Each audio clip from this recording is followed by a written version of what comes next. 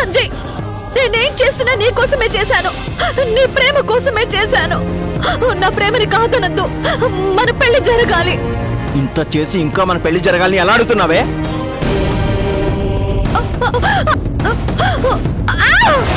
ఏంటి నీ ప్లాన్ ఇలా ఫెయిల్ అయిందని అనుకుంటున్నావా?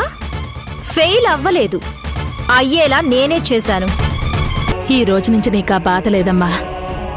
శిరీష, ఇదిగో నీ కూతురు, నీ బాధ్యత. నువ్వు నా మాటకు అడ్డం పడితే సంజయ్ ఆశకి తన ఆత్మశాంతికి అడ్డం పడినట్టే.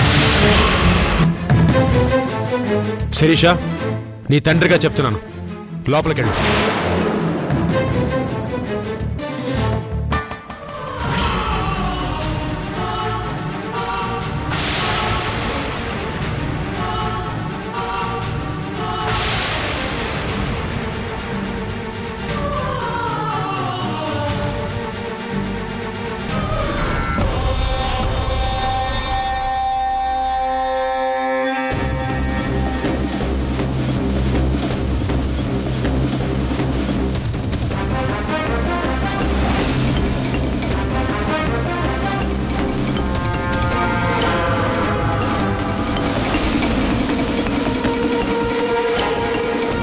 ఏంటి, వెళ్ళిపోతున్నావా? ఓటమిని ఒప్పుకుని వెళ్ళిపోతున్నావా? నీ మీద నేను పెట్టుకున్న నమ్మకాన్ని, నీకు నేనివ్వాలనుకున్న నా కూతురు స్థానాన్ని అన్నీ వదిలేసి వెళ్ళిపోతున్నావా? ఓడిపోతేనే కదా ఒప్పుకోవడానికి. మరి ఎక్కడికి వెళ్తున్నావు? గెలవటానికి. ఇంత జరిగాక కూడా ఇంకా గెలుస్తాననే అనుకుంటున్నావా? ఏం జరిగింది పిన్ని? సంజయ్తో శిరీష పెళ్లి జరగలేదు కదా? తర్వాత జరగబోయేది అదేగా? అనుకుంటే సరిపోతుందా? నేనుండగా ఆ శిరీష ఆ ఇంటి కోడలు కాదు, కాకూడదు కూడా. కానీ అవకాశం దాని చేతిలోకి వెళ్ళిపోయింది. సంజయ్ ఇంట్లో దాని స్థానం అది సంపాదించుకుంది. ఆ నమ్మకాన్ని మనమేం చేయలేమా పిన్ని? మరింకేం చేయగలం? వచ్చిన అవకాశాన్ని చేతులారా జార విడుచుకున్నా. నీ మెడలో పడాల్సిన తాళిని నీ చేతులారా నువ్వే దాని చేతికిచ్చావు. ఇచ్చిన దానికి తీసుకోవడం తెలీదా? నాది అనుకున్న ఇంట్లో నాకే స్థానం లేకుండా చేసింది. నా మనిషిని తన మనిషిని చేసుకోవాలని చూస్తుంది. ఏం చేసినా పెళ్లి మాత్రం చేసుకోలేదు. నాకు కావలసింది అదే. నా కూతురు స్థానంలోకి అది రాకూడదు, నా మనవరాలకి అది తల్లి అవ్వకూడదు. అవ్వదు. ఏంటి అంత నమ్మకం? నా మీద నాకున్న నమ్మకమే అది. టైం లేదు కస్తూరి. చివరికి రఘు దాన్ని తీసుకొచ్చి నా ఇంట్లో పెట్టి నన్ను మాట్లాడకుండా చేశాడు. అంచెలంచెలుగా అది నా కూతురు స్థానాన్ని ఆక్రమించేస్తుంది. నేనుండగా అది జరగదు పిన్ని. ఓడిపోవడం అంటే నా దృష్టిలో చచ్చిపోవడం. దాని గెలుపు చూసి రోజు చస్తూ నేను బతకలేను. నీ ధైర్యం చూస్తుంటే నాకు కొద్దిగా నమ్మకం కలుగుతుంది. కానీ ఏం చేయగలం? ఉన్న దారులన్నీ మూసుకుపోయాయి. మూసుకుపోయిన దారులతో మనకేంటి పిన్ని పని? మనకంటూ ఓ దారిని క్రియేట్ చేసుకుందాం. ఏం చేస్తావో చెయ్యి. దాని దెబ్బకి నా బుర్రేమీ పనిచేయడం లేదు. నీకు నేను చేయగలిగిన సహాయం ఏదైనా చేస్తాను. ఏం చేయాలో నువ్వే చెప్పు. ఈసారి ఏం చేసినా శిరీష అనే దాన్ని కదలకుండా చేయాలి. మళ్ళీ మన గురించి ఆలోచించే అవకాశం కూడా ఇవ్వకూడదు. ఇప్పటిదాకా ఇల్లు కదలకుండా ప్లాన్ చేశాను. ఈసారి అది ఇంట్లోంచి కదిలేలా చేయాలి. మళ్ళీ ఆ ఇంటి వైపు గాని సంజయ్ వైపు గాని చూడకుండా చేయాలి. అంటే చిన్న చిన్న అస్త్రాలు పనికిరావు, బ్రహ్మాస్త్రాన్ని వాడాలి. ఆ అస్త్రం ఏది? ఎక్కడుంది? మనం ఆలోచించుకుంటూ కూర్చుంటే టైం మన కోసం ఆగదు. ఆగని టైం గురించి నేను ఆలోచించటం లేదు. శిరీషాని అస్త్రం గురించి ఆలోచిస్తున్నాను. శిరీష మీద నేను వాడే బ్రహ్మాస్త్రం గురించి ఆలోచిస్తున్నాను.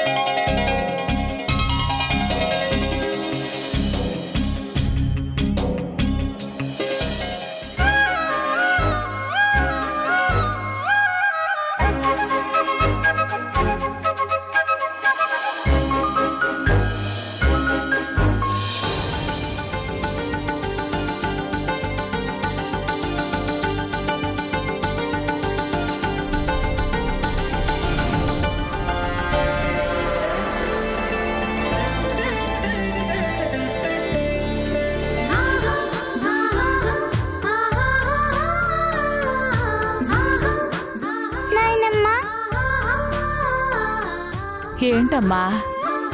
డైలీ డాడీయే రెడీ అయ్యి ఆఫీస్కి వెళ్తారు కదా, ఈ రోజు మీరు రెడీ చేస్తున్నారేంటి? మీ డాడీ ఈ రోజు కొత్త ఆఫీస్కి వెళ్ళబోతున్నాడు, అందుకే అందరం రెడీ చేస్తున్నాం. కొత్త ఆఫీసా? అయితే all the best daddy.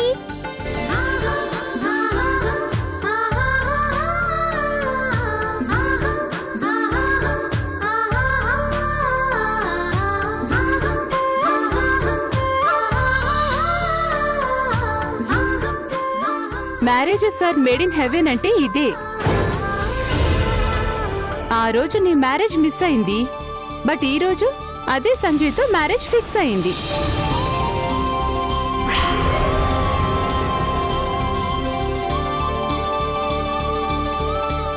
ACP madam గారు కరెక్ట్గా చెప్పారు.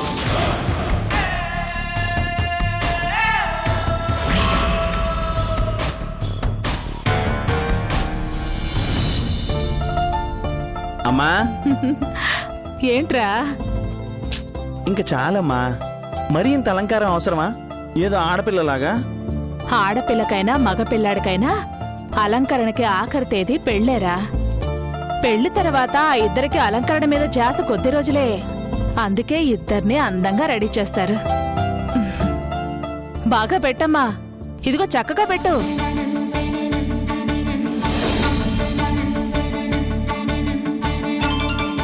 ఎలా ఉందండి కొత్త పెళ్లి కూతురు? లోడ్ చేసిన AK-47 గన్నులా ఉంది. అమ్మాయిని పోల్చడానికి అంతకన్నా మంచి ఉదాహరణ దొరకలేదా? అమ్మ భవానీ, వాడికి పోలీస్ డ్రెస్ గన్స్ తప్పితే ఇంకో ప్రపంచం తెలిస్తే కదమ్మా అయ్యో. అది తెలియడానికి.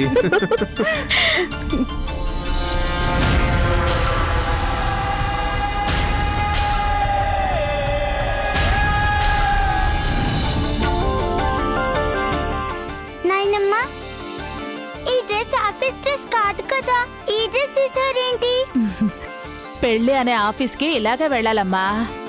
నీకిప్పుడు చెప్పినా అర్థం కాదులే.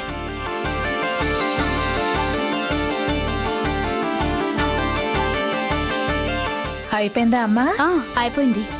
ఏది? నా బంగారు కొండ. నాయనమ్మ, ఒకసారి ఇట్రా. నా బంగారు కొండ. ఏంటి ఇది? నువ్వు చేస్తే నేనేంటని అడిగానా?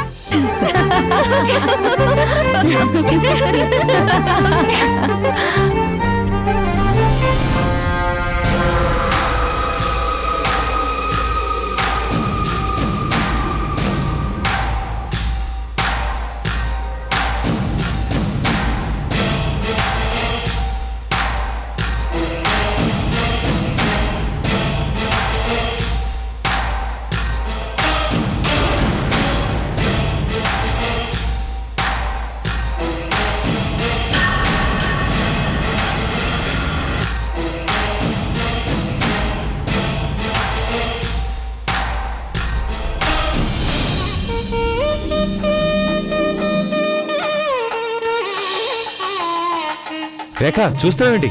ఆశీర్వదించు.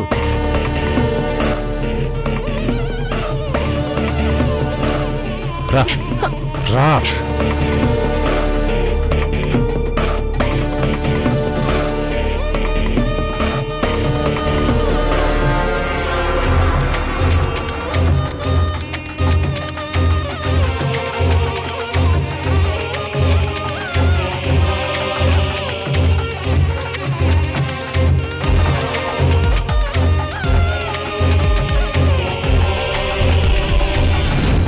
జికే, రారా, వెళ్ళమ్మా.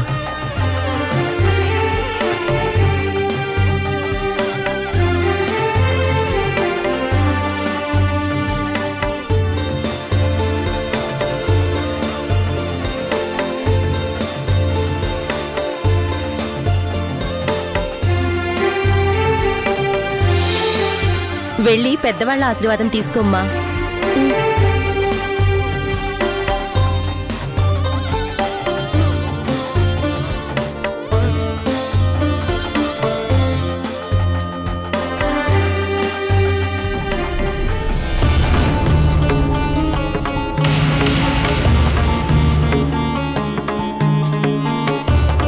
సంజయ్తో 10 కాలాల పాటు చల్లగా ఉండమ్మా.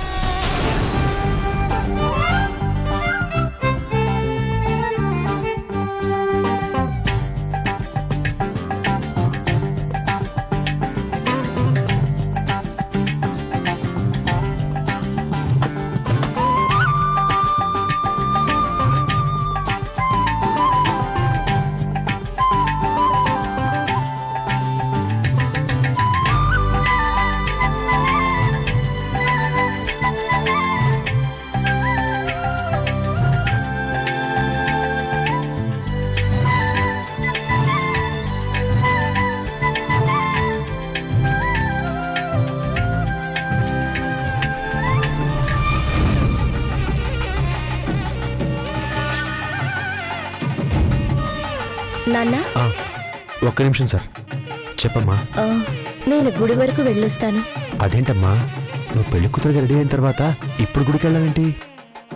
నాకు ఈ అదృష్టాన్నిచ్చిన నా దేవత గుడి ఒకటుంది. మీ అందరితో పాటు ఆ దేవత ఆశీర్వాదం కూడా నేను తీసుకోవాలి. కానీ ఇప్పుడు వెంటనే వచ్చేస్తాను నాన్న. సర్లేమ్మా, జాగ్రత్త, తొందరగా వచ్చేసి. ఉమ్.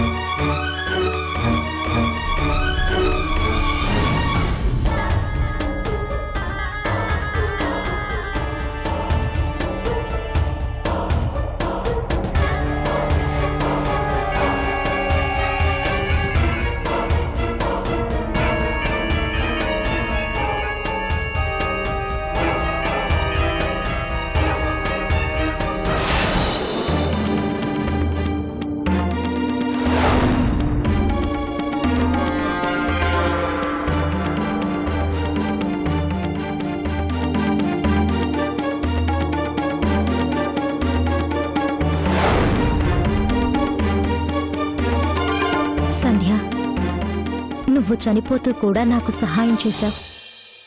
నీ ప్రాణాలు తీశాను అన్న కోపం లేకుండా నన్ను నీ ఇంటికి పంపించావు. గుడిలాంటి ఆ ఇంట్లో దేవుళ్లలాంటి ఆ మనుషుల మధ్య నాకు స్థానాన్నిచ్చావు.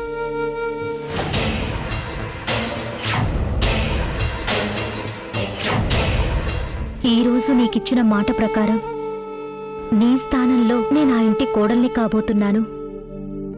నీ బిడ్డకి తల్లిని కాబోతున్నాను. ఇదంతా నీ పుణ్యమే. నీ రూపంలో ఉండటం వలన నాకు కలిగిన అదృష్టం ఇది.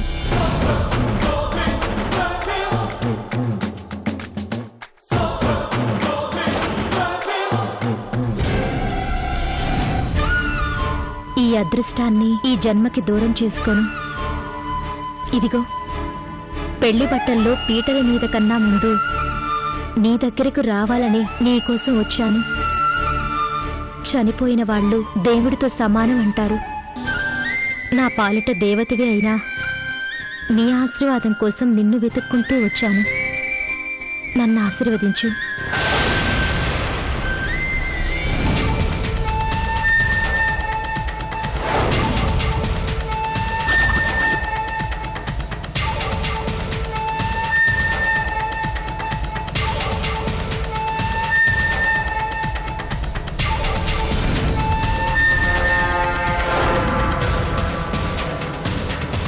ఏంటి పెళ్లి కూతురు గెటప్లో సమాధుల చుట్టూ తిరుగుతున్నావు? నాకు ఈ అదృష్టాన్నిచ్చిన ఈ దేవత ఆశీర్వాదం కోసం వచ్చాను. ఈ దేవతే కాదు, ఏ దేవత ఆశీర్వాదాలు నీకు పని చేయవు. ఇంకా ఏం చెయ్యగలను అనుకుంటున్నావు? నీ మీద గెలవాలి అనుకుంటున్నాను. అది జరగదని నా ఒంటి మీద ఈ డ్రెస్ చూసిన తర్వాత కూడా అర్థం కాలేదా? ఒంటి మీదకి డ్రెస్సేగా వచ్చింది, మెళ్ళోకి తాళి రాలేదుగా. ముహూర్తం కోసం మంటపంలో నా కోసం ఎదురు చూస్తూ ఉంది. కాస్త ఆగితే అది కూడా నా మెడలో పడుతుంది. అక్కడ నీ మెళ్ళో తాళి పడిన మరుక్షణం సంజయ్ చేతికి బేడీలు పడతాయి. నిజం శిరీషా, నీకు పెళ్లి చేసుకునే యోగం ఉన్నా కాపురం చేసుకునే యోగం ఉండదు.